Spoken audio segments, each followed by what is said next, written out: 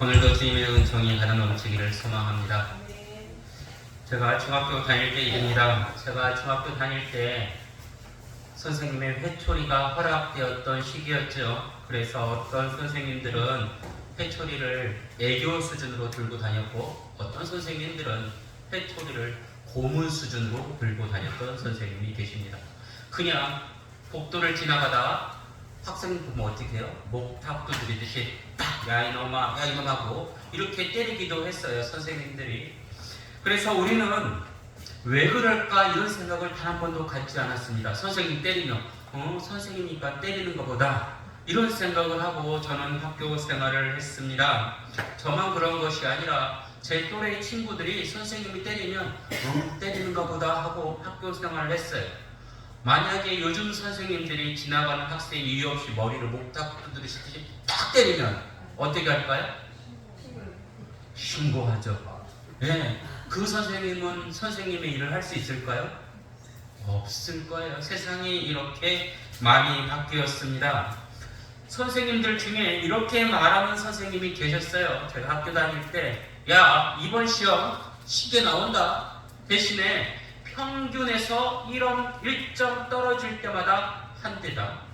이런 선생님 계셨어요? 안 계셨어요? 계셨죠? 예.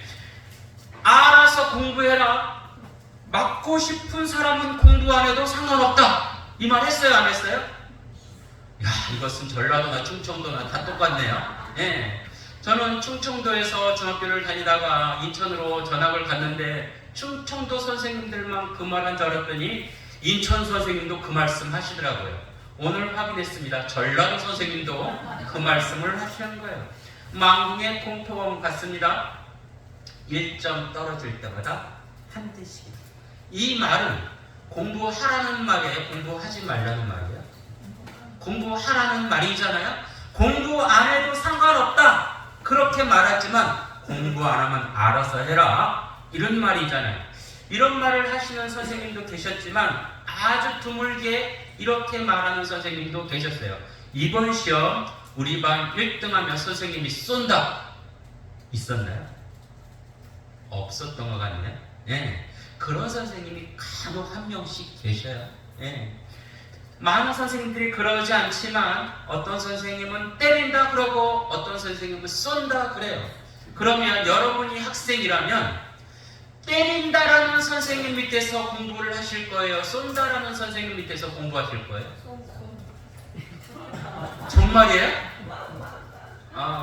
목사가 다음 주에 50명 채우면 한턱 쏜다 그러면 여러분 다음 주에 50명 채우실 수 있어요? 다음 주에 30명 안 채우면 한 사람당 한 대씩 때린다 그러면 네.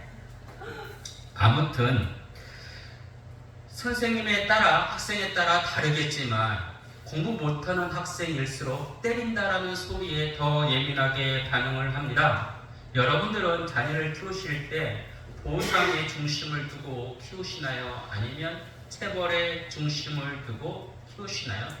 심리학자가 이것을 연구했습니다. 이 연구의 제목이 무엇이냐면 부정성 평향과 긍정성 평향에 관한 연구. 긍정성 평향이라는 것은 뭐냐면 상황이나 사건을 실제보다 더 긍정적으로 바라보는 평향, 이것을 긍정성 평향이라고 하고, 부정성 평향은 실제보다 더 강하게 반응하고 더 오래 기억시키도록 하는 것을 부정성 평향이라고 이야기합니다. 그렇다면 어떤 상황의 부정성, 어떤 상황의 긍정성 평향을 사용해야 좋을까요? 제품을 만들어요. 새로운 제품을 만드는데 연구실에 가서 얘기합니다. 이번에 제품 못 만들면 알아서 해라. 다 자른다. 이 말 하는 것과 실패도 괜찮아. 도전해봐. 어느 게 어울리나요? 제품을 새로 개발할 때는? 그렇죠? 제품을 새로 개발할 때는 실패해도 괜찮아. 해봐 그래요. 아이들이 인생을 처음 살아봤잖아요. 실패해도 괜찮아. 해봐라고 하는 부모님들 계시나요? 이거 안 하면 알아서 해. 이런 부모님들은 많이 계시는데 아이들이 처음 살아봤는데 실패해도 괜찮아. 도전해. 이렇게 말하는 엄마 아빠들이 많지가 않아요. 반대로 부정성 평양은 어느 경우에 사용되느냐? 제품이 다 개발이 됐어요. 이제 제품을 만들어요. 이렇게 얘기를 하죠. 올해 우리 회사 목표는 불량률 0.1%에 도전합니다. 0.1%에 도전한다는 것은 불량품이 나오면 안 된다는 이야기잖아요.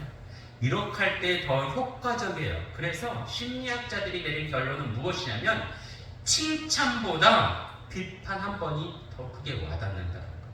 선생님들이, 대한민국의 많은 선생님들이 왜 1점 떨어질 때마다 한 대씩 이 말을 했을까요? 그래야 공부를 더 잘하기 때문에. 우리 교회 교인들은 그러지 않아도 공부를 잘했겠지만, 대한민국 사람들은 그랬다는 거예요. 때리면 공부를 하고 안 때리면 공부를 안 한다는 거예요. 안 먹으면 그만이지, 이런 생각을 했다는 거예요. 이 사회의 안전을 위해서는 부정성 평양에 말을 하는 것이 더 좋다고 합니다. 저수지 주변에 부정성 평양의 글들이 있을까요? 긍정성 평양의 글들이 있을까요? 여름 저수지에 이렇게 글이 있습니다. 이 지역은 수심이 깊으며 급경사가 심한 지역입니다. 한 걸음이 목숨을 앗아갈 수 있습니다. 이곳은 구조가 어려운 지역입니다. 절대 입수 금지. 긍정성이에요? 부정성이에요? 부정성이죠. 이 말을 들었을 때 들어갈 것인가 말 것인가 고민을 할 거예요. 근데 어떤 저수지에는 이렇게 써 있어요. 가족과 함께 즐거운 시간을 위해 물가에 가까이 가지 마세요. 한 걸음 물러나면 여유와 안전이 보장됩니다. 자, 저수지에 어떤 글을 써야 더 효과가 있을까요? 부정성 평양, 들어가면 죽는다, 이런 글을 써놔야 효과가 있을 거예요. 들어가면 가정과 행복하지 못해요, 이런 말들은 별로 효과가 없을 것입니다. 꼭 부정적으로 말하는 것이 나쁜 것은 아니죠. 그렇죠? 때로는 부정적으로 말할 때 효과적일 수 있고, 때로는 긍정적으로 말을 할 때 효과적일 수 있죠. 오늘 우리가 읽은 이 레위기 26장이 긍정성과 부정성 이야기를 다 말하고 있습니다. 26장 3절부터 13절까지 긍정성, 14절부터 39절까지 부정성. 어느 게 더 길어요? 왜 부정적인 이야기를 더 많이 할까? 부정적인 이야기를 할 때 더 각인이 되기 때문에 성경에 부정적 경향을 많이 기록한 거예요. 레위기는 제사제도, 정결, 규례, 도덕법 등 하나님의 백성이 거룩한 삶을 살아가도록 안내해주는 하나님의 지침서라고 말할 수가 있죠. 그래서 우리 레위기서를 통해서 이런 생각을 해요. 하나님이 거룩하니 우리도 거룩해야 된다. 이것이 1장부터 16장까지 제사법, 제사장, 정결, 규례, 속죄 이렇게 나오고요. 17장부터 26장까지는 거룩한 삶의 규례에 대해서 나오는데, 오늘은 우리가 26장만 중심적으로 한번 긍정성과 부정성에 대해서 살펴보고자 합니다. 우리가 26장 14절부터 22절까지 읽었죠? 근데 실은 1절부터 마지막 절까지 다 봐야 되는데 성경 봉독하시는 분이 힘들 것 같아서 제가 팍 줄였어요. 다음에 더 줄이면 좋겠지만 최대한 줄였습니다. 1절과 2절에 이런 이야기가 있습니다. 여러분 성경을 봐주시길 바랍니다. 우상을 만들지 말고 절하지도 말라. PPT 말고요. 성경이요.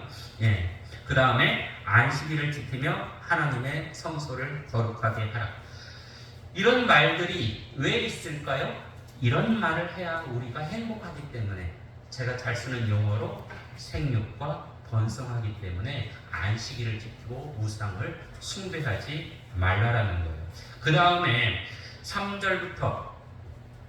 3절부터 부정성 경향, 긍정성 경향에 대해서 이야기하고 있는데, 기준은 무엇이냐면 이거예요. 하나님의 말씀을 지키면 복을 받는다. 말씀을 지키지 않으면 벌을 받는다.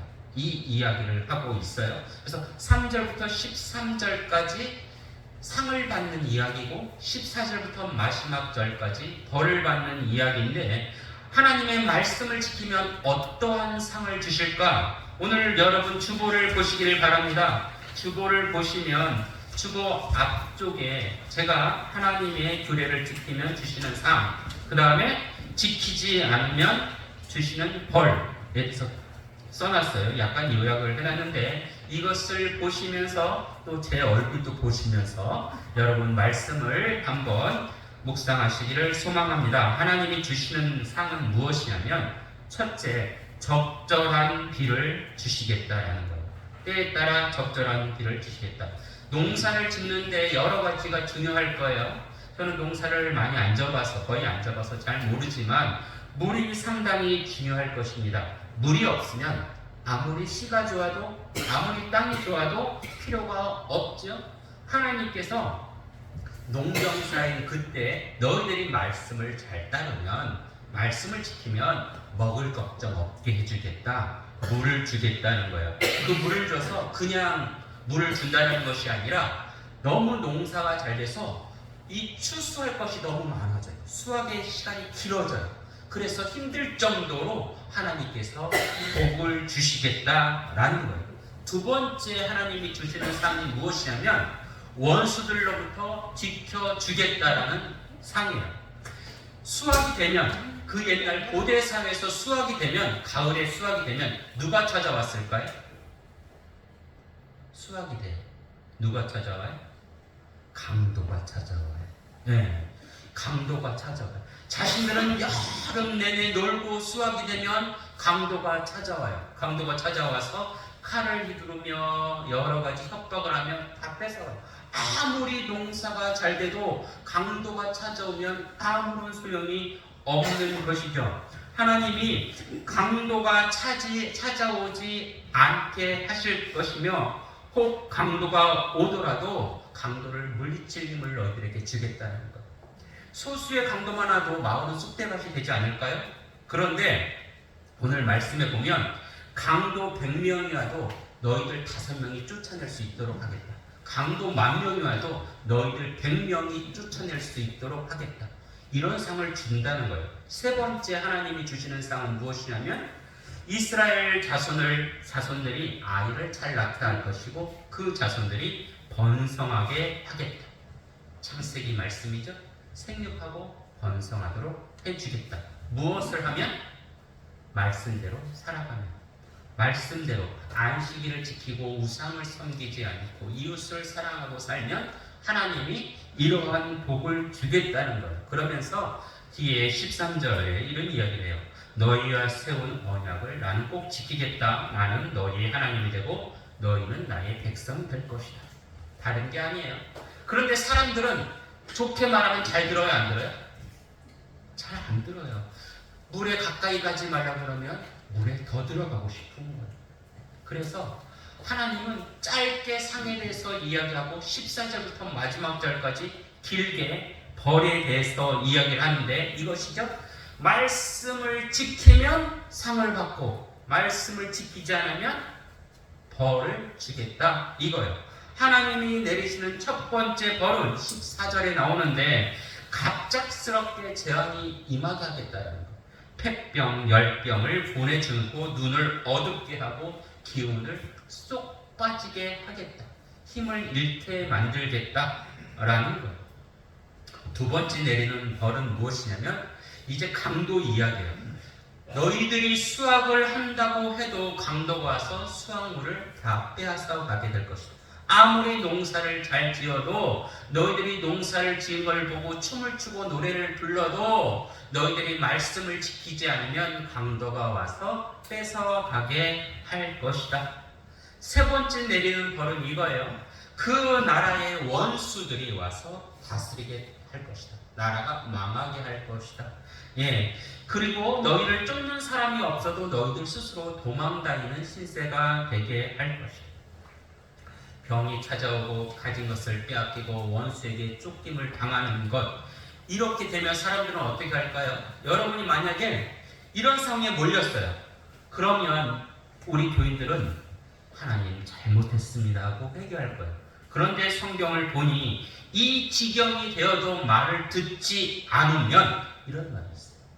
그래서 너희들이 내가 벌을 내리는데 말을 듣지 않으면 더 큰 벌을 내리겠다.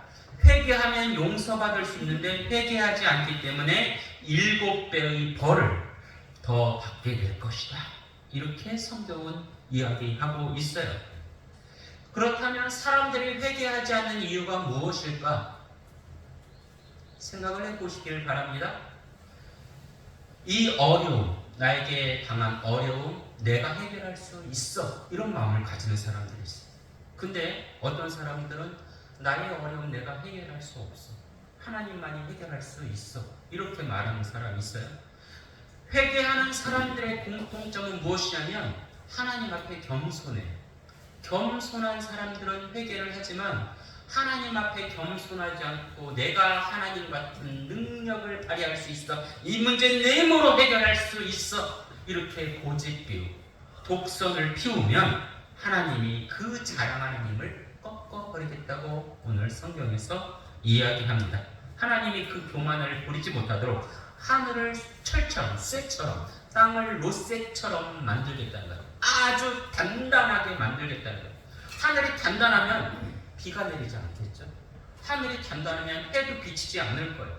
비가 내리지 않고 해가 비치지 않으면 어떻게 될까요? 살 수가 없어요.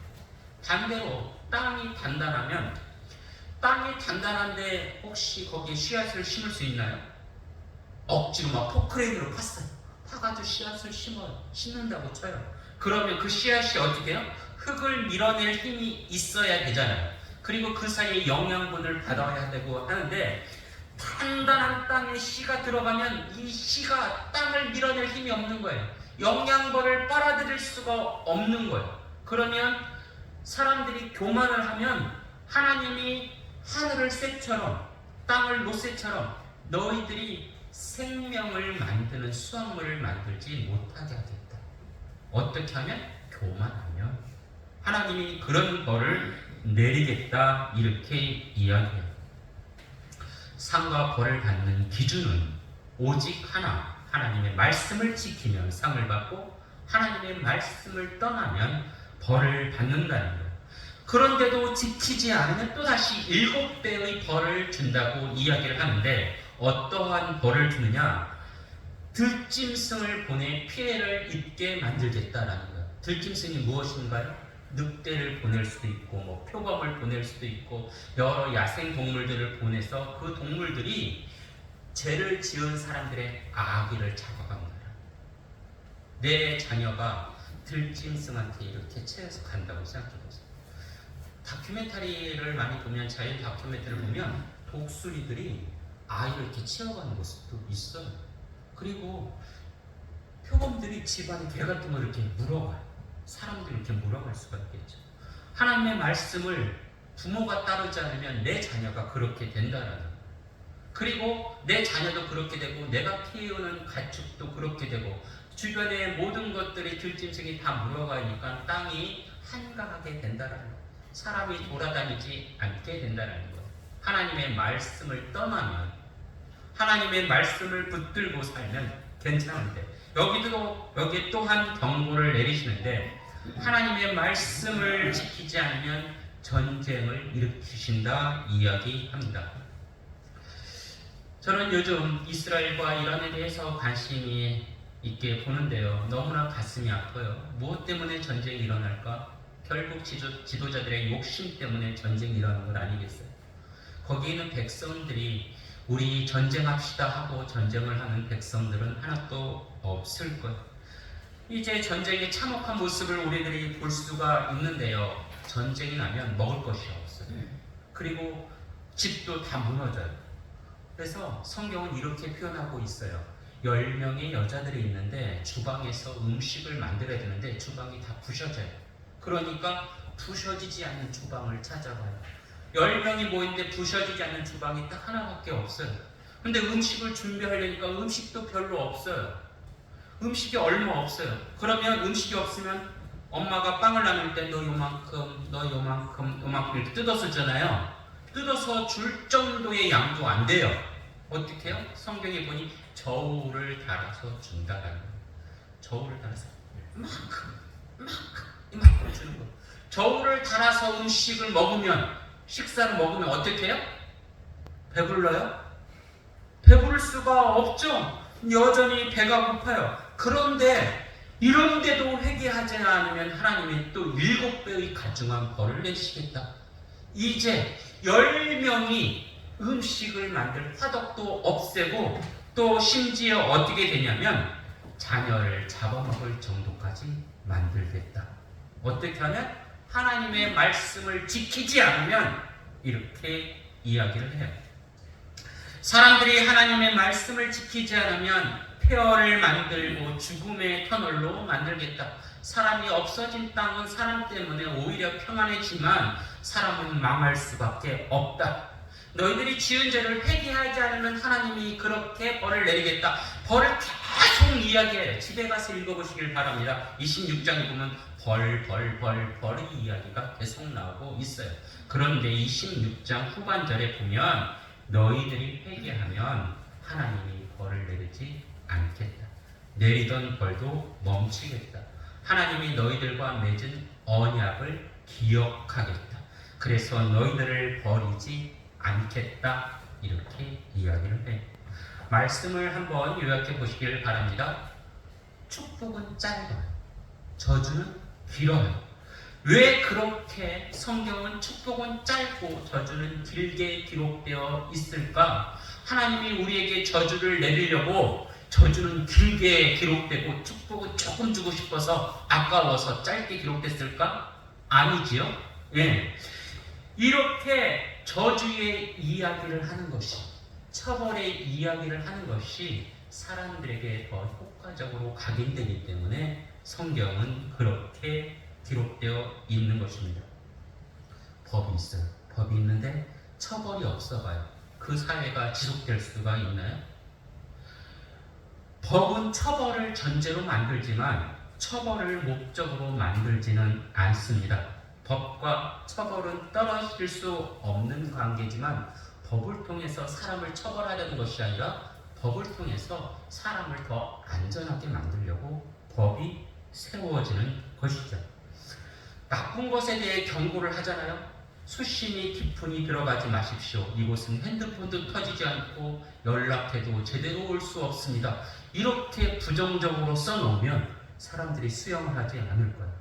들어가면 가족들이 울어요. 이렇게 써놓으면 아이고 울든 말든 난 들어갈 거야. 이렇게 생각을 할 거예요. 담배 표지를 한번 보시면 옛날 담배 표지는 참 예뻐요. 디자인이. 요즘 담배 표지는 어떤가요? 저는 담배를 태어나서 한 번도 안 펴봐서 잘 모르는데 흡연 경고 그림들이 있죠. 그것이 전혀 효과가 없을 거라고 생각하지만 실은 약간의 효과가 있다. 약간의 효과가 있다. 우리가 자연재해 경고를 하잖아요. 어제 여기에 오수영이 비가 많이 왔잖아요. 비가 많이 왔을 때 계속 핸드폰으로 문자가 오더라고요. 조심하라, 조심하라. 이런 문자를 오는 것과 문자가 안 오는 것과 어떤 차이가 있을까요? 지진이 난다. 이런 지진 예방에 대한 문자가 와요. 그럼 사람들이 조심할 거라는 거예요. 부정적으로 이야기를 해주면 조심조심 할 거예요. 부모가 자녀에게 경고를 할 때 너 말 안 들으면 알지? 알아서 해라. 정말로 알아서 하라는 말이에요? 아니면 아이를 혼내고 싶어서 하는 말이에요? 아니면 아이가 잘 되기를 바라서 하는 말이에요? 아이가 잘 되기를 바라서 부모는 알아서 해라. 나 못하면 이렇게 해서 부정적인 이야기를 해. 오늘 말씀을 통해 하나님이 우리에게 바라시는 것은 딱 하나죠. 성경은 저주는 길고 축복은 짧지만 저주를 주기 위해서 저주가 길은 것이 아니라 이런 저주가 있으니 너희들 잘못 생각하지 말고 하나님의 말씀대로 살아라. 그러면 하나님이 복을 줄 것이다. 자녀가 잘못할 때 부모는 때론 때리기도 하잖아요. 소리 지르기도 하잖아요. 혼내기도 하잖아요. 자녀를 때리면 아이고 시원하다. 마음이 시원하네. 이렇게 생각하는 부모가 있나요? 없을 거예요. 자녀를 때리면 맞은 자녀보다 때린 부모의 가슴이 훨씬 더 아플 것입니다. 하나님도 그러하시죠. 하나님도 우리에게 저주의 이야기를 하지만 우리가 잘못해서 저주를 받는 길로 들었으면 누구보다도 가슴 아파요. 그래서 하나님은 다시 이야기해요. 7배를 더 주겠다. 7배를 더 주겠다. 하나님은 회개하기를 원합니다. 잘 생각하시길 바랍니다. 내가 말씀대로 살아가느냐 아니면 내 뜻을 앞세우느냐. 이 기준은 무엇이 돼요? 말씀을 묵상할 때, 기도할 때 내가 기준을 삼을 수 있는 것이지, 일주일에 한번 딱 교회 와서 내가 예배를 드리고 기준을 삼으면 잘못된 기준이 될 확률이 높다라는 거예요. 매일매일 말씀을 묵상하시길 바랍니다. 매일매일 기도하시길 바랍니다. 매일매일 성령의 음성을 들으시길 바랍니다. 그리하여 저주가 아닌 복이 여러분 삶에 넘치기를 진심으로 축원합니다. 기도드립니다. 주 우리 아버지 하나님, 오늘 말씀을 묵상합니다. 하나님께서 우리에게 생육하고 번성하기를 바라시지만, 말씀대로 살기를 바라시지만, 우리는 말씀을 떠나 우리의 생각을 앞세우며 살 때가 있습니다. 지금 용서하옵시고 이제 저주가 아닌 축복의 길로 들어서게 하옵소서. 말씀을 붙들고 살아가게 하옵시고 말씀을 비추어 자신을 돌아보는 삶을 가지게 하여 주옵소서. 예수님 이름으로 기도드립니다. 아멘.